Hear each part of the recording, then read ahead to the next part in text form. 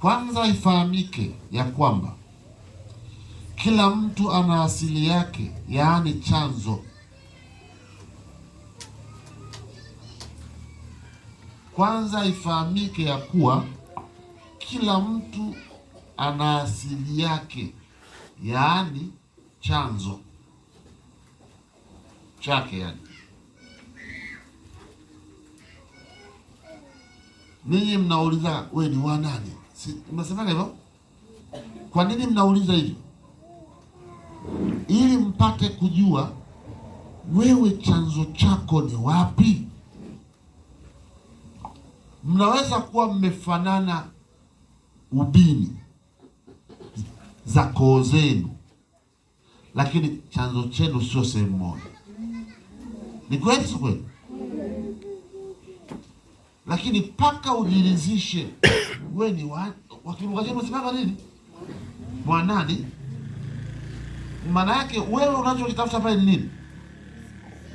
Kutafuta kwamba yeye hasa ni wa wapi.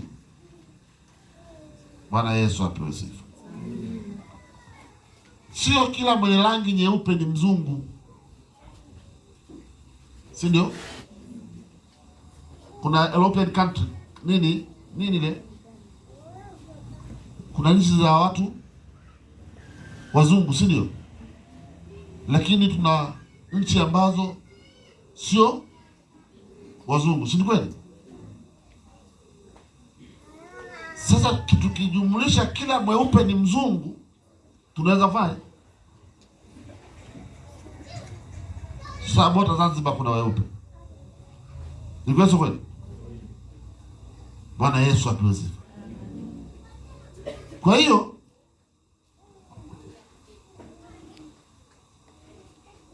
na mtu akiwa bado yupo kwenye asili ya kwao hawezi kufanya ibada ya Mungu. Hawezi.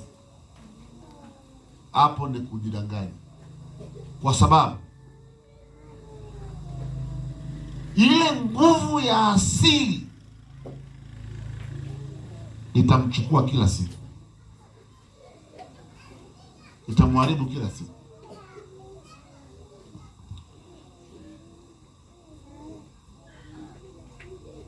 Lakini habari njema ni ipi? Lakini baada ya mtu kuokoka, anatoka kwenye nguvu, anatoka kwenye asili ya kwanza. Baada ya mtu kuokoka, anatoka kwenye asili ya kwanza, ile asili ya kwanza ile ambayo ndani yake ziko tabia, mwenendo na mtindo wa maisha. Hawanitaki ya watu Ziko tabia na mwenendo na mtindo wa maisha. Kuna ile asili ya kwanza. Humo kwenye asili ya kwanza, asili ya kwanza, utakuta watu wanaharibu mimba, si ndio? Utakuta watu kwenye koo hii wana visukari. Utakuta watu kwenye jamii hii fulani ina magonjwa ya vifua. Utakuta ndoa zinaharibika. Utakuta kuna ulevi humo. Utakuta kuna uzinzi au uasherati humo ndani. Kwa kuna mtu anaweza kushindwa kuchukua maamuzi, sio kwa sababu ametaka, kwa sababu ile asili yake inamtafuna. Kuna watu wanashindwa kufanikiwa kwa sababu, ngoja nikwambie, kuna tofauti ya mtu kulogwa sasa hivi hapa, kulogwa, ile nguvu itapiga kelele, itaondoka. Asili haipigi kelele. Hawa nzuri.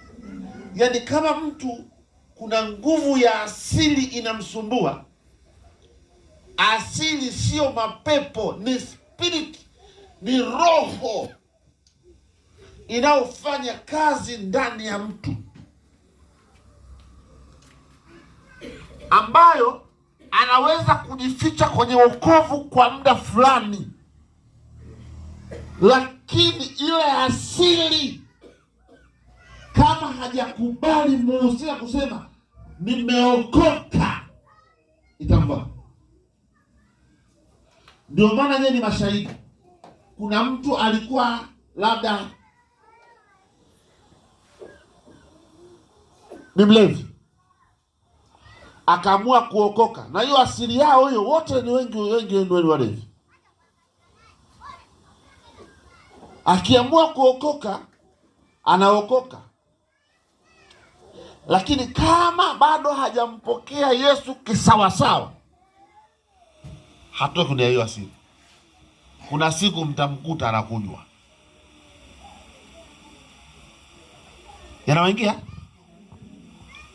Kwa hiyo siwafundishi haya kama ni kitu kizito Mungu akiwezi. Mtaona leo kuna Biblia. Mungu anaweza yote, anaweza yote, anaweza yote. Omba sana leo Mungu akutoe kwenye asili.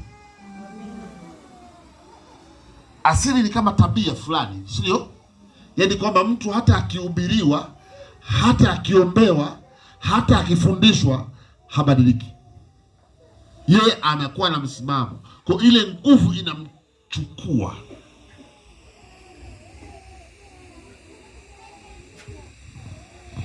Kuna familia zingine zina asili ya ubinafsi. Zipo asili ni ubinafsi, hawapendaji ndani ya kijiji au ndani ya jamii fulani wengine wafanikiwe. Hiyo ni tabia yao, hiyo ni asili yao.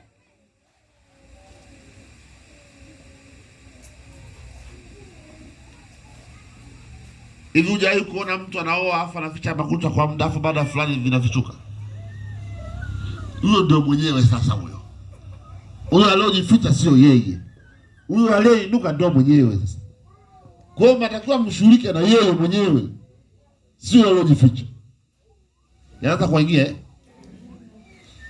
Ifahamike ya kwamba mtu akiokoka, akiofanyaje? Akiokoka anatoa kwenye asili ya kwanza, anaingia kwenye asili ya kiungu, yaani Mungu. Hasa hapo kwenye wokovu ndio kazi. Mwenza kwa kwenye wokovu ndio kazi. Huu wokovu wa kukiri mdomoni wote tunao. Niweze kwa jamaa wakusema kuanzia leo nimekupokea uwe Bwana na Mwokozi wa maisha yangu. Nani ana wokovu? Kuna mtu ana wokovu? Huu wokovu kila mtu nini anao, ila wokovu, maana ya wokovu ambao mtu akibadilika anaitwa mwana wa Mungu aliye juu. Huu ndio wokovu ambao unamtoa mtu kwenye asili yake, anapata tabia ya kiungu. Haleluya.